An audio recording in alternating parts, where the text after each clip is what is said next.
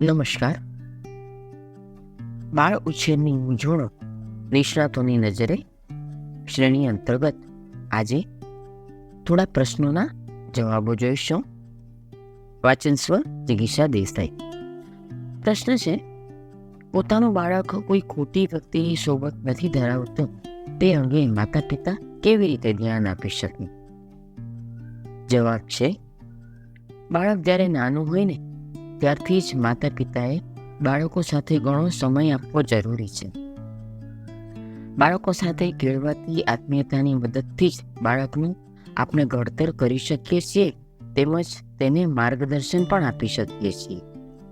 આ આત્મીયતાને કારણે બાળક માતા પિતા સાથે સંકોચ વગર ખુલ્લા દિલે વાતચીત કરી શકે છે. બાળકને કેવી વ્યક્તિની કે મિત્રની સોબત હોવી જોઈએ તે અંગે બાળપણથી જ માર્ગદર્શન મળતું રહેવું જરૂરી છે. પરસ્પર પ્રેમ, સન્માન અને વિશ્વાસ રાતોરાત નથી ઉત્પન્ન થઈ શકતા. તેને વિકસતા સમય લાગે છે. જે માતા પિતા બાળકો સાથે આ 3 પાસા વિકસાવી શકે છે ને એ બાળકોને સારા નરસાની વધુ સારી રીતે સમજ આપી શકે. માતા પિતા સાથેના વ્યવહારના આ 3 વલણથી બાળક પણ માતા પિતાની વાતો વધુ સારી રીતે સાંભળે છે, સમજે છે અને તેને માને છે. છતાં પણ માતા પિતાએ પોતાના બાળકના વર્તન અને ટેવો અંગે હંમેશા સતર્ક રહેવું જરૂરી હોય છે. બાળક કયા મિત્રો સાથે હરે ફરે છે તે અંગે સજાગ રહેવું પણ ખૂબ જરૂરી છે. બાળકના વર્તન, ટેવો, વાતચીત, કપડાં જેવી બાબતોમાં અચાનક મોટા ફેરફાર આવે તો બાળકને સાથે બેસાડીને તેની ચર્ચા કરવી જરૂરી હોય છે. બાળકને મારપીટ કરવી, ગાળાગાળી કરવી, ધમકીઓ આપવી એ યોગ્ય રીત નથી જ. બાળક સાથે ખૂબ શાંતિથી પરંતુ સ્પષ્ટતાથી આ વ્યક્તિ વિશે વાત કરવી. બાળકની ઉંમર તથા સમજને ધ્યાનમાં રાખીને જે તે વ્યક્તિની કઈ બાબતો ખરાબ છે, તેની સોબતથી બાળકને શું નુકસાન થશે તેની સમજ આપવી. બાળકોને આવી સોબતમાંથી કેવી રીતે ધીમે રહીને ખસી જઈ શકાય તે બાબતનું માર્ગદર્શન આપવું. જ્યારે બાળકને સમજાશે કે માતા પિતા પોતાના લાભ માટે જ તેને આ માર્ગદર્શન આપી રહ્યા છે, ત્યારે તે પોતે આ સોબતમાંથી ખસી જશે.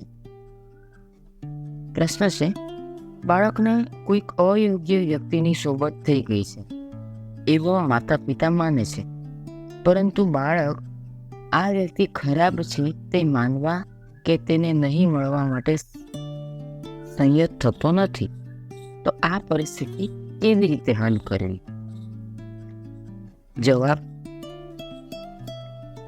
માતા પિતા માનતા હોય કે જે તે વ્યક્તિ ખૂબ જ ખરાબ છે, છતાં પણ જ્યારે બાળક સાથે વાત કરતા હોઈએ ત્યારે તે વ્યક્તિ વિશે તે સાવ ખરાબ છે એવું વિધાન વાક્ય એટલે કે જનરલ સ્ટેટમેન્ટ કરવાને બદલે તે વ્યક્તિની કઈ કઈ બાબતો ખરાબ છે તે અંગે સ્પષ્ટ કહેવું વધુ યોગ્ય છે. જે બાબતો ખરાબ હશે તે બાળક વધુ સારી રીતે સમજી શકશે અને સ્વીકારી શકશે. આવી સોબતમાં પડવા બદલ બાળકને મારવા કે ધમકાવવાની જરૂર નથી હોતી. બાળકને પોતે કંઈક ભયંકર ખોટું કરી નાખ્યું છે એવી ગુનાહિત લાગણી ન અનુભવવા દેવી જોઈએ. બાળક મૂર્ખ છે કે આવી વ્યક્તિને સમજી શકતો નથી, આવા કટાક્ષો કે અપમાન ક્યારેય ન કરવા જોઈએ.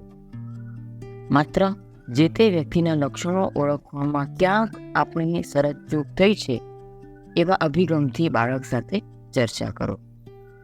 બાળકને મારપીટ, ગાળાગાળી કે ધમકી આપવા જેવું વર્તન કરવામાં આવે તો બની શકે કે બાળક વધુ ચોરી છુપીથી તે વ્યક્તિને મળશે અને મા બાપને ક્યારેય ખબર ન પડે એની વધારે સાવચેતી રાખશે. તેથી મા બાપનું કામ ઘણું વધારે અઘરું થઈ જશે. તેથી બાળક સાથે બેસીને શાંતિથી આવી વ્યક્તિની સંગતથી થતા નુકસાન વિશે તેને સમજાવવું જોઈએ. ગભરાયા વગર આ પરિસ્થિતિમાંથી એ વ્યક્તિની સોબત કેવી રીતે દૂર કરી શકાય તે અંગે સમજ આપવી વધુ અસરકારક નીવડે છે. પ્રશ્ન છે, પોતાનું સંતાન કોઈ વ્યસનના રવાડે તો ચડી નથી ગયું તે અંગે માતા પિતા કેવી રીતે જાગૃત રહી શકે? જવાબ: સંતાનનું વર્તન, ટેવો કે દૈનિક ક્રિયાઓમાં જો એક ધારા ફેરફારો દેખાતા હોય તો બાળક કોઈ વ્યસનના રવાડે ચડ્યું નથી તેની ખાતરી કરી લેવી ખૂબ જરૂરી છે. બાળકનો દેખાવ અવ્યવસ્થિત થતો જતો હોય, નાહવા ધોવા, કોલેજ જવું જેવી દૈનિક પ્રવૃત્તિઓ અનિયમિત બની ગઈ હોય, ખાવા પીવા કે ઊંઘવાની ટેવો બદલાઈ ગઈ હોય, બાળક ક્યાંક વધુ પડતું શાંત કે થોડું ઘેનમાં જણાતું હોય અને કોઈક વાર વધુ પડતું બેચેન કે ગુસ્સામાં આવી જાય, અકળામણ અનુભવે, આંખ નાકમાંથી પાણી નીકળ્યા કરે, આંખો લાલ કે સૂજેલી જણાય, બાળકના મિત્રો બદલાઈ ગયા હોય અને તદ્દન નવા મિત્રો સાથે ફર્યા કરે, ઘરમાંથી પૈસા કે વસ્તુ ગાયબ થતી જણાય. આ પ્રકારની પરિસ્થિતિ જો એકધારી જોવા મળે તો માતા પિતાએ સતર્ક બની જવું જોઈએ. તે અંગે બાળકને એકલા બેસાડીને શાંતિથી અકળાયા વગર સીધી રીતે સવાલ પૂછી લેવા જોઈએ.